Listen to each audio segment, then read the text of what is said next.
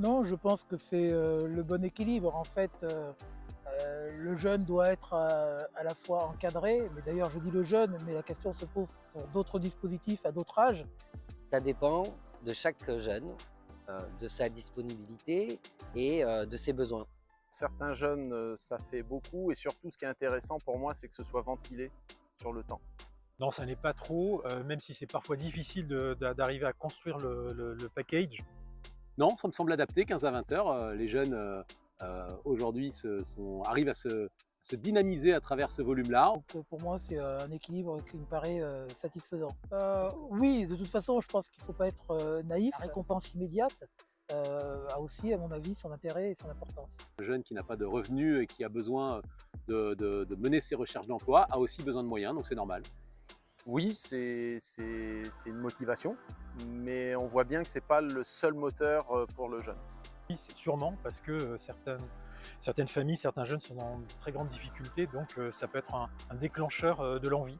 Bien sûr, tu as une allocation, mais ça permet d'être plus tranquille pendant toute la période d'accompagnement. Donc à un moment, ces jeunes ont aussi besoin d'un minimum de revenus pour avoir un peu de l'autonomie. Donc, Oui, ça c'est important et on travaille justement sur tout ce qui est mobilité, logement, santé et on voit que c'est un plus et même maintenant on travaille sur les ressorts de la motivation. plutôt positif, je dirais. Je pense que ça joue aussi sur la socialisation, tout simplement. Et on est sur des publics qui ont aussi besoin de ce type de compétences. L'utilité des ateliers, elle est à mon sens essentielle, de ponctuer une alternance entre des forums, des recherches d'emploi, de la théorie, de la pratique. Ça, c'est indispensable parce que il faut que les jeunes puissent toucher à plusieurs choses différentes. Il faut qu'on leur propose une sorte de menu dans lequel ils viennent prendre ce qui va leur convenir. Il y a des ateliers passage obligatoire, on va dire, et ensuite, il y a des ateliers qui doivent être construits avec les jeunes. Compliqué là aujourd'hui de l'étendre dans la même dynamique, hein. Il y a une question de moyens. Dans l'idéal, évidemment, oui. Donc oui, si on peut l'étendre, c'est mieux.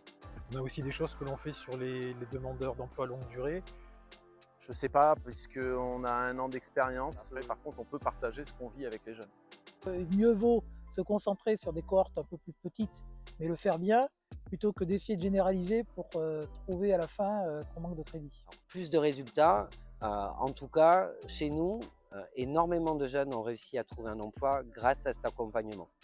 Dans le CEJ, quand on compare CEJ et garantie jeune, par exemple, on sent qu'il y a une amélioration.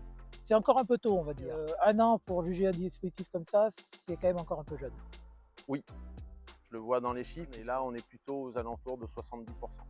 Donc il faut comparer ce qui est comparable, mais les résultats sont positifs et en tout cas, la satisfaction des jeunes est au rendez-vous. Ça n'existe pas le retard en fait. Il n'y a pas de retard. Faut juste, c'est des chemins de vie. Donc faut prendre le temps.